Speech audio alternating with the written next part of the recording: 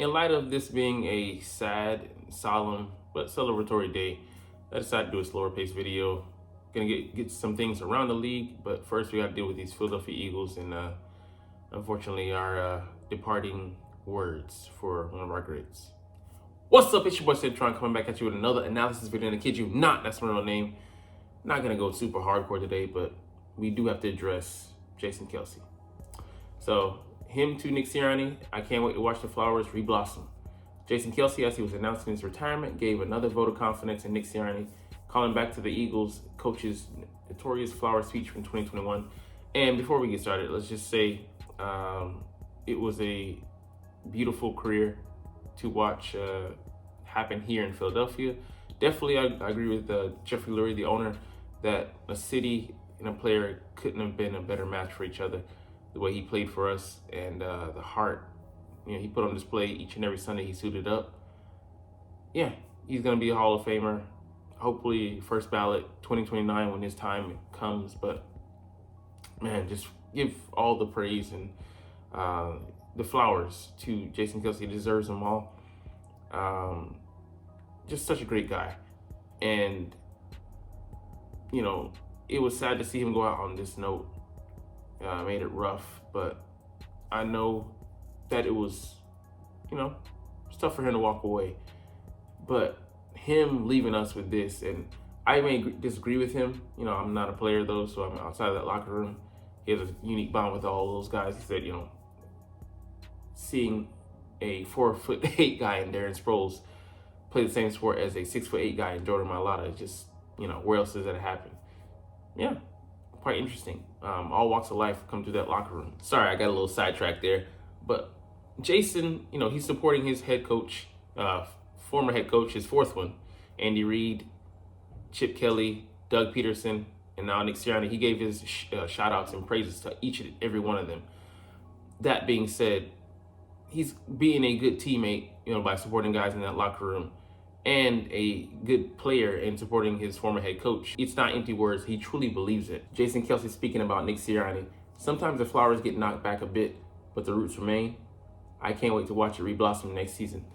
So it's not like we have to rebuild from nothing. We still have a good foundation. We just have to rediscover it, water the flowers a little bit and see if those roots can take and regrow into, something beautiful. We still have a lot to work with here, and he'll be watching from afar but supporting.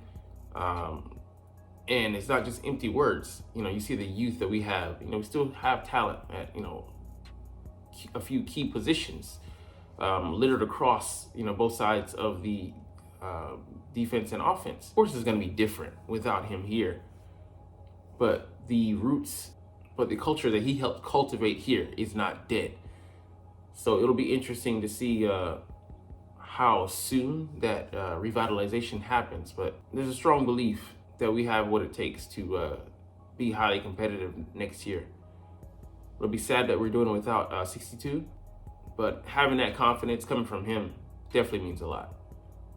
So I wish him, the best in his next career, and we'll be watching you rise to new heights, Jason. So here's a salute to you, sir. And one guy that could be following him in tow is Fletcher Cox. So Eagles news, Fletcher Cox will probably retire at some point in this offseason. So he hasn't come to, to grips with it.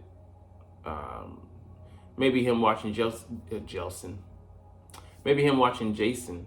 He wants to play in one city and follow the same path, but Fletch could also go elsewhere and make money, but it's not about that for him. Chiefly. Otherwise, he would have left last season. Whether he's considering for, just, the mental burnout, especially what we went through last season. He's a competitor. We'll see, but, losing those two guys definitely would be a huge blow to our locker room. But, we will still have most likely, well, of course, Lane, because he's going to play this year. But Brandon Graham coming back. So something's better than nothing. And slowly replacing those legends, rather than having to replace them all at once, it's better than nothing. So we'll see what else comes out. But as of right now, just coming from multiple sources. Well, we'll see if the rumors bear out fruit. We'll see if the rumors bear out fruit or not. But here's a mock draft, just to throw some chaos into the mix. There's no way. There's no freaking way. But this would be an interesting mock draft. Let's go over the picks. It's a 7-rounder, so let's get started. All right, round 1, Peyton Wilson.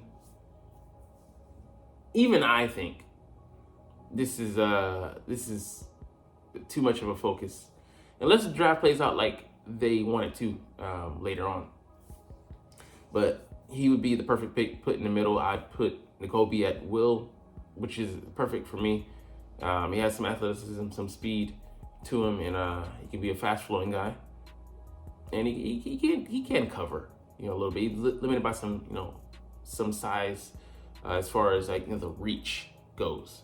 But the guy's fast flying, and he's still getting his feet up on there. Give him some time to work it out.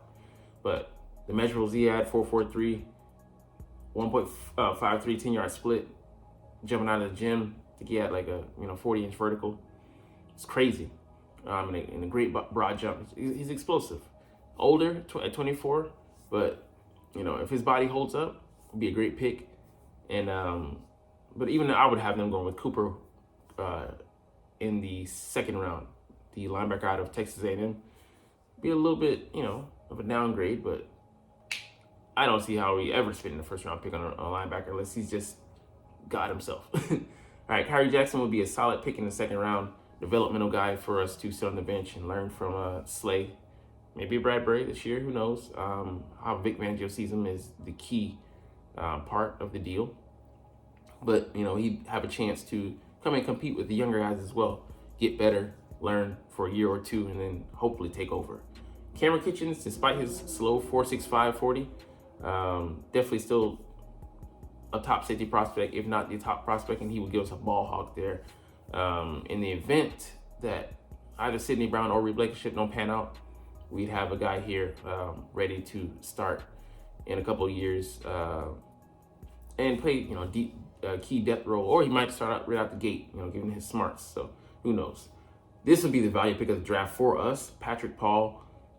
Previous years he might have gone, squeezed into the 1st round, but at the very least been a 2nd rounder. But this year with the depth, with 8, maybe 9, 10, quite possibly 10 guys going ahead of him, the value in the 3rd round to be had there is crazy. 6'7", 333 pounds, gave up 3 sacks over the course of 3 years. Pretty impressive, especially considering how much they air it out there in Houston. He could develop behind Lane Johnson and maybe play some guard in between, compete there. But yeah, this would be a huge boon for us in a year littered with talent at the tackle position. It would be amazing. Now, to get this guy in the 5th round, I don't see him. I have him being a day 2 pick. So I'm like, what in the hell are you talking about? I don't see the talent in the draft pushing him down that far. Cooper Beebe out of Kansas State. That would be great for us. He would compete, with Steen or whoever we have, at right guard. So I'm not sure they want to put Steen there because they didn't announce him as a guard. That's why I'm like, people are like, you need to draft, an offensive lineman in the 1st round. Come on, Alfred. But it's how we know that you're an outsider. But, it would be great if we could get that win there. But I would have another guy, my eyes on another guy in the 5th round. Preferentially, preferably moving up to grab him in the 4th, though. Or I picked the guy. He most likely won't be there by this point, though. So I would go ahead and pick BB here. But if he's still around, I go ahead and grab Isaac Grindo. My top linebackers, running back prospect who runs over linebackers. Jaheim Bell would definitely be a good pick for us. A value pick again at the tight end spot. There in the 5th round, a H-back move guy. Could be a great compliment. Albeit, he doesn't block, but pass catching gives us a versatile TN2. He's gonna be TN3 throughout there. And Luke McCaffrey, another value pick. Like, man, that would be great for our depth. He could develop into a number 3. Don't know if he could be that straight out the gate, but the guy is smart. Former quarterback, ran a 4.46, so he has good speed. Yeah, great size, ball tracking, athleticism runs in that family, the McCaffrey family. So yeah, we need to get a number 3. Maybe we sign Noah Brown to free agency and then bring this guy in and then he can sit and learn while being the number 4. Great development. Keaton Oladapo, definitely good. Would be good for depth. If we don't, draft a safety earlier. As far as we have Cameron Kitchens there, but there's no way that plays out that perfectly. I would call that a win. But he reached the size. He has a decent speed, 4.58. He's 216, but he weighs more in the 220 range that he plays. Definitely a great guy to go after.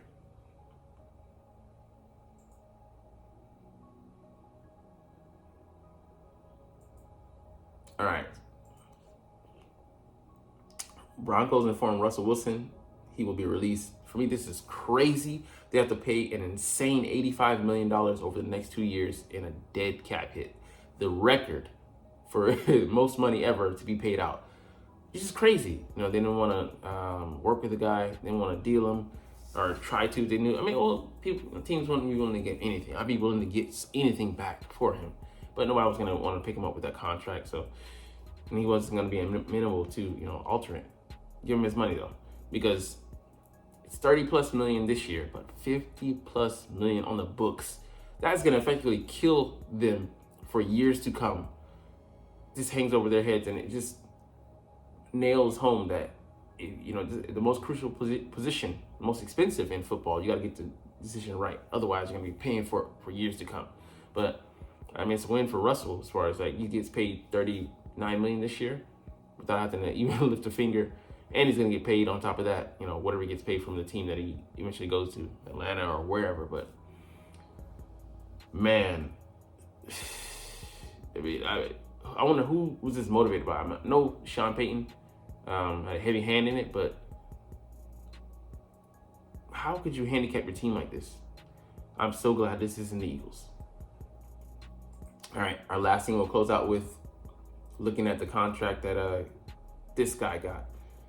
Mike Evans, 2 years, $52 million, so $26 million per year, a $10+ million upgrade over what he was making, $16 million on his last contract, 82.5, I think, over 5 years.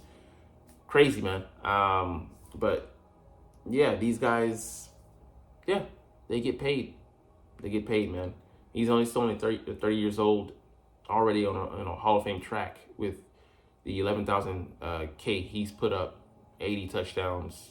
82, I think, over the course of 10 seasons. Had 1,000 yards receiving every year he's been in the league. The model of consistency, still not looked at as a slam dunk Hall of Famer, but you guys got to be on your list at some point. But he takes away from that receiver market, so things might get even more dire. But then the the rookie receivers coming in this year, pretty quality. So it'll be interesting to see how that affects the quality of the contracts given out in the market this year. But we'll end on that note, but it's all good because you're not even watching anyway. So we'll get out of here. But I love talking about the Eagles and love making these videos and talk about other teams as well. But we're going to chunk the deuces. But as always, it's fly, Eagles, fly, and let's motherfucking go. Like, comment, share, and subscribe. Thanks for watching. Check me out at Cintron, Cintron Anime, Cintron Life, or Cintron Laughs, or other social media.